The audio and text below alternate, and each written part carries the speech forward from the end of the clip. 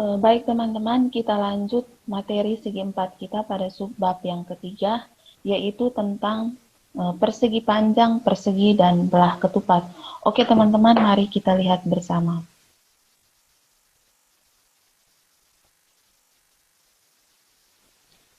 Baik teman-teman, jadi pada subbab yang ketiga ini kita akan belajar tentang sifat-sifat yang berlaku pada persegi panjang, persegi, dan belah ketupat. Kemudian kita juga akan membuat pembuktian beberapa teorema. Oke teman-teman, kita lihat yang pertama tentang persegi panjang. Diberikan definisi persegi panjang adalah jajar genjang yang memiliki sebuah sudut siku-siku.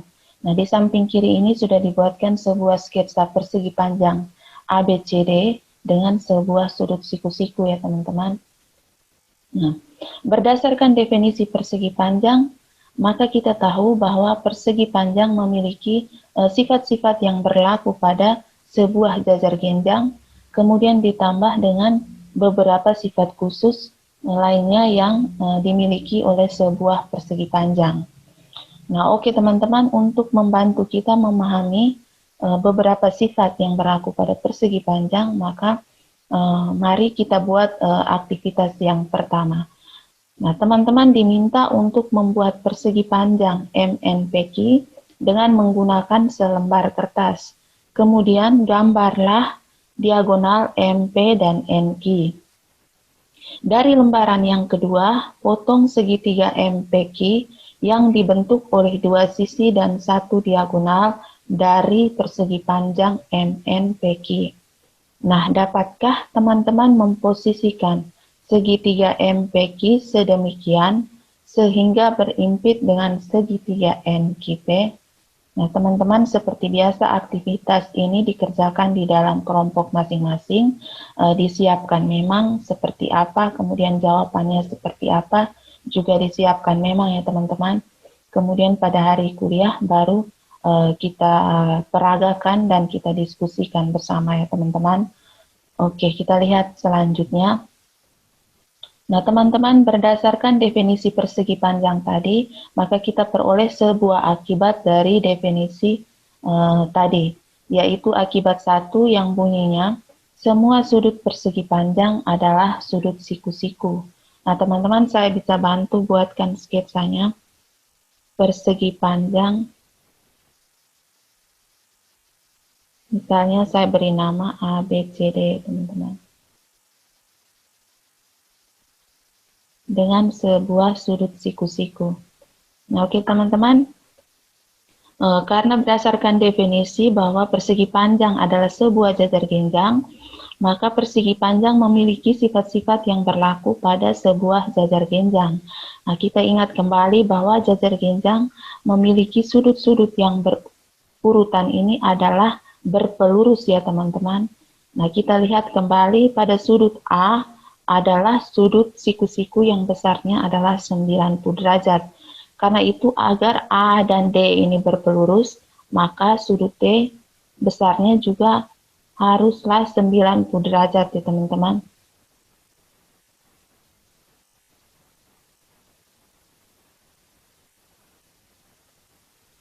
Sudut D besarnya juga harus 90 derajat.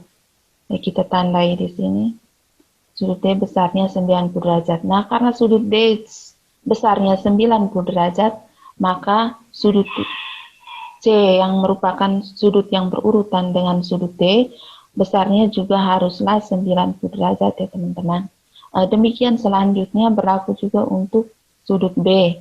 Sehingga kemudian kita lihat bahwa semua sudut pada persegi panjang ABCD ini adalah sudut siku-siku ya teman-teman. Nah, oke teman-teman, kemudian selain akibat 1, kita juga punya akibat 2 yang bunyinya diagonal-diagonal dari sebuah persegi panjang adalah kongruen. Teman-teman, jika kita mau membuat pembuktiannya, maka kita lihat pernyataan ini belum berbentuk pernyataan implikasi ya teman-teman. Nah, untuk membantu kita melihat apa yang diketahui dan apa yang akan dibuktikan, maka kita rubah pernyataannya ke bentuk implikasi teman-teman. Misalnya saya rubah pernyataannya menjadi jika sebuah segi 4 adalah persegi panjang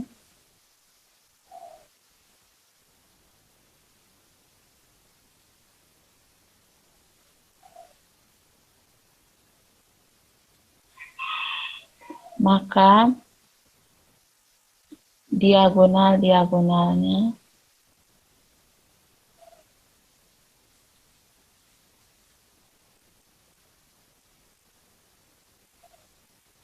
kongruen ya teman-teman. Oke, setelah itu kita buatkan sketsanya. Kita sesuaikan dengan bukti yang ada ini. Sketsanya persegi panjang tak beri nama MNPQ ya teman-teman. MNPQ. Kemudian diagonal-diagonalnya adalah MP dan NQ ya teman-teman. Setelah itu kita tulis apa yang diketahui, yaitu persegi panjang MNPQ. Kemudian apa yang akan kita buktikan adalah apakah MP kongruen dengan NQ. Oke teman-teman, kita sudah buatkan sketsanya, kita sudah tulis apa yang diketahui dan apa yang akan kita buktikan. Kita lihat langkah-langkah pembuktiannya. Seperti biasa teman-teman, pada langkah yang pertama kita tulis apa yang diketahui, yaitu persegi panjang MNPQ dengan diagonal-diagonalnya adalah MP dan NQ. Nah, pada langkah yang kedua teman-teman, karena berdasarkan definisi persegi panjang adalah sebuah jajar genjang yang memiliki sebuah sudut siku-siku, maka persegi panjang MNPQ ini adalah sebuah jajar genjang ya teman-teman. Kita tulis pada langkah yang kedua, MNPQ adalah sebuah jajar genjang. Kemudian pada langkah yang ketiga, karena MNPQ ini adalah sebuah jajar genjang, kita ingat bahwa sudut-sudut yang berhadapan dari sebuah jajar genjang adalah kongruen ya teman-teman. Sehingga kita bisa tunjukkan MN kongruen dengan QP ya teman-teman. Itu kita tulis pada langkah yang ketiga. Kemudian pada langkah yang keempat teman-teman, karena tujuan kita mau membuktikan apakah MP kongruen dengan NQ, maka kita harus mencari sebuah bagian dari persegi panjang MNPQ ini yang berhubungan dengan diagonal MP dan diagonal NQ. Nah, misalnya di sini teman-teman saya ambil sisi MQ yang nanti berhubungan dengan diagonal MP dan diagonal NQ ya teman-teman. Karena itu MQ kongruen dengan MQ berdasarkan sifat identitas ya teman-teman.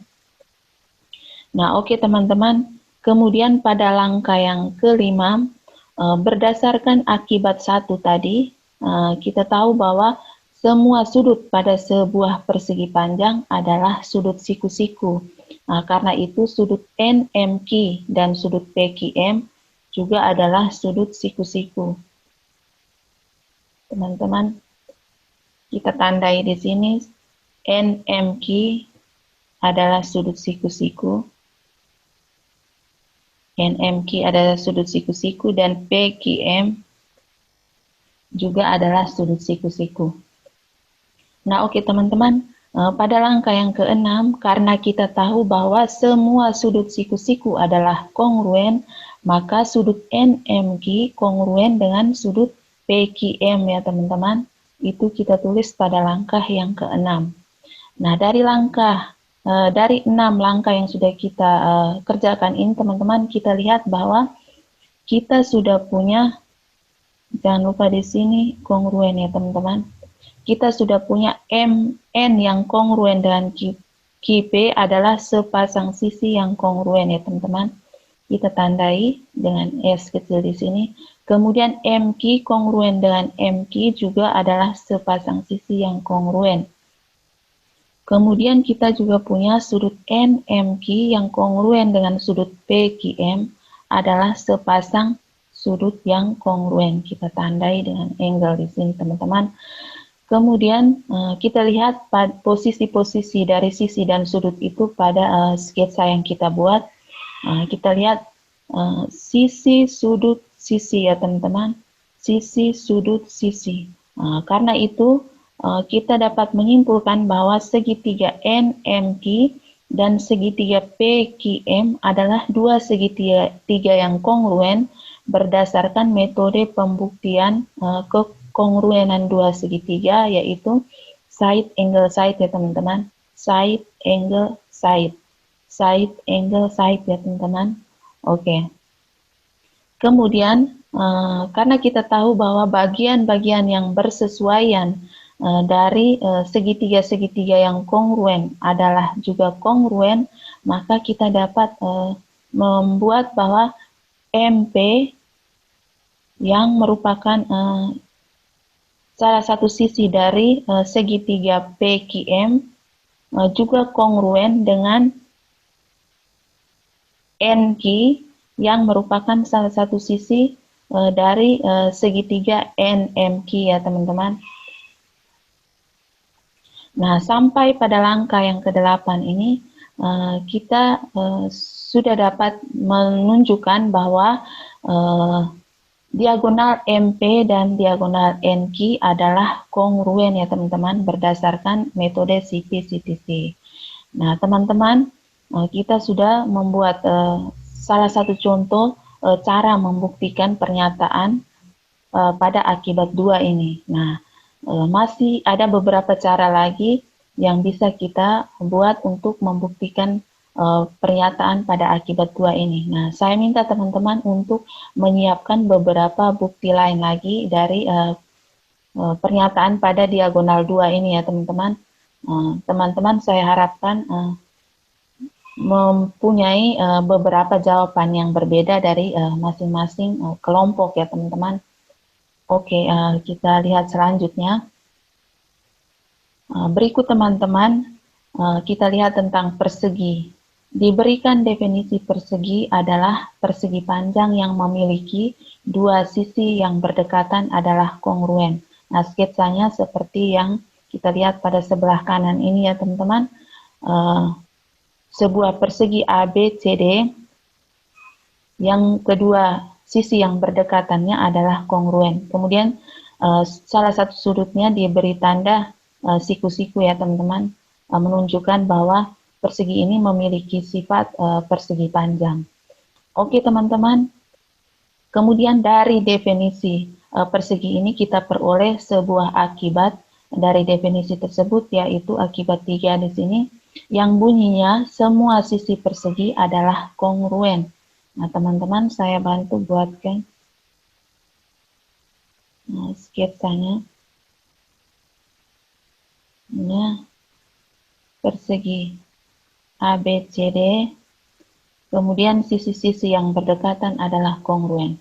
Nah teman-teman, karena berdasarkan definisi tadi bahwa persegi adalah persegi panjang, dan kita ingat bahwa persegi panjang juga memiliki sifat-sifat jajar genjang, maka kita dapat menunjukkan bahwa persegi juga memiliki sifat-sifat yang berlaku pada sebuah jajar genjang. Nah, kita ingat kembali bahwa sisi-sisi yang berhadapan dari sebuah jajar genjang adalah kongruen ya teman-teman. Karena itu kita dapat tunjukkan bahwa sisi di hadapan AB ini, yaitu sisi CD, juga kongruen dengan sisi AB.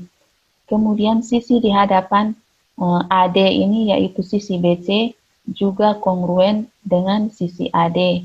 Karena itu kita lihat bahwa keempat sisi dari persegi ABCD ini adalah kongruen ya teman-teman.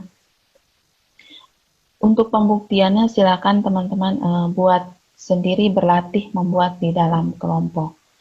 Oke teman-teman, tidak banyak yang kita pelajari pada persegi ini karena persegi memiliki sifat yang berlaku pada persegi panjang dan jajar genjang. Nah, persegi panjang dan jajar genjang sudah kita pelajari pada materi sebelumnya.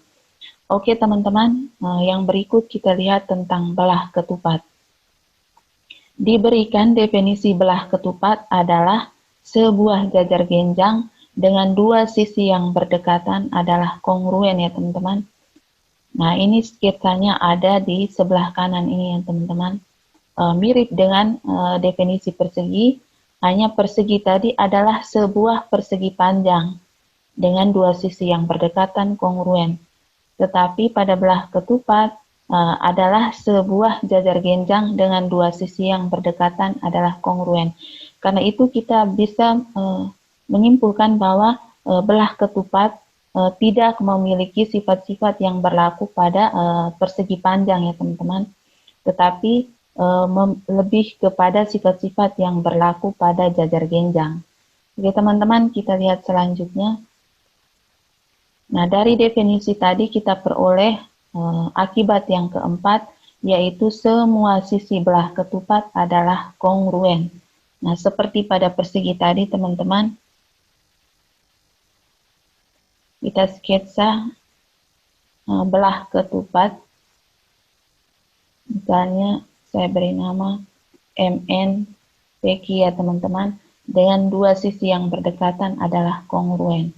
Nah, karena belah ketupat adalah sebuah jajar genjang, maka belah ketupat memiliki sifat-sifat yang berlaku pada jajar genjang ya teman-teman.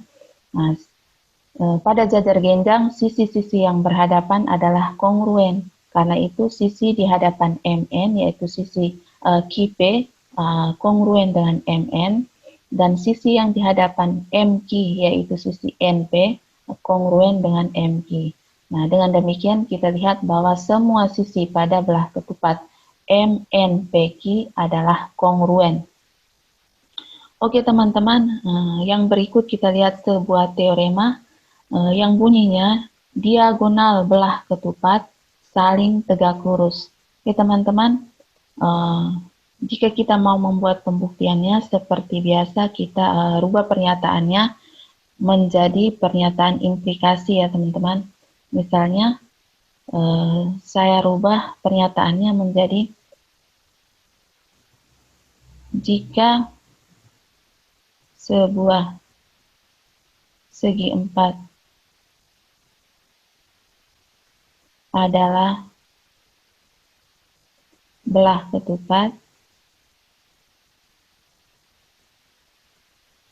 maka diagonal-diagonalnya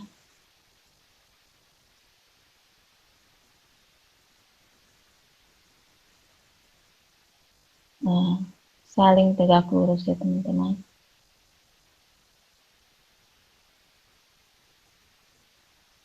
Oke teman-teman, kita lihat sketsa belah ketupat ABCD dengan diagonal-diagonalnya adalah AC dan BD yang berpotongan di titik E ya teman-teman. Nah, mari kita lihat selanjutnya. Sudah diberikan pembuktiannya di sini teman-teman. Kita bantu sketsa dulu. Sudah ada di depan tapi saya buatkan yang baru di sini supaya kita tidak bolak-balik melihat slide sebelumnya. Teman-teman. Misalnya saya buat sebuah belah ketupat ABCD ya teman-teman. ABCD. Oke teman-teman, dengan diagonal-diagonalnya yaitu AC dan BD yang berpotongan di titik E. Oke teman-teman. Nah, belah ketupat ABCD memiliki sisi-sisi yang kongruen ya teman-teman. Kita tandai sisi-sisi dari belah ketupat ini adalah kongruen. Itu AB kongruen dengan BC, C kongruen dengan CD, dan kongruen dengan DA. Kemudian diagonal belah ketupat ABCD adalah merupakan sejenis dengan diagonal pada jajar genjang ya teman-teman, yaitu saling membagi dua. Karena itu saya tandai di sini panjang AE ini akan sama dengan panjang EC ya teman-teman. Kemudian panjang BE akan sama dengan panjang ED ya teman-teman. Saya tandai di sini. Agar membantu kita untuk melihat lebih jelas, saya pisahkan ke 4 segitiga kecil yang dibentuk oleh diagonal-diagonal ini ya teman-teman. Misalnya,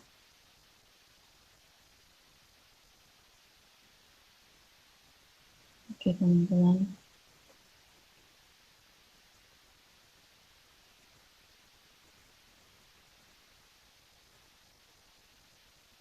Oke, saya beri nama A, B, E di sini, kemudian E di sini, B di sini, C, E, D, E, A ya teman-teman. Oke, nah teman-teman, kita lihat bahwa tadi kita sudah tandai sisi-sisi yang kongruen tadi, yaitu AB, kongruen BC, kongruen dengan CD, kongruen dengan DA ya teman-teman. Kemudian kita lihat bahwa AE kongruen dengan EC, AE kongruen dengan EC ya teman-teman. AE kongruen dengan EC. Kemudian kita lihat bahwa BE kongruen dengan ED. Kita tandai BE kongruen dengan ED. BE kongruen dengan ED. Oke teman-teman, dari sini kita lihat bahwa kita punya 4 buah segitiga kecil ini yang memiliki 3 sisi yang kongruen ya teman-teman.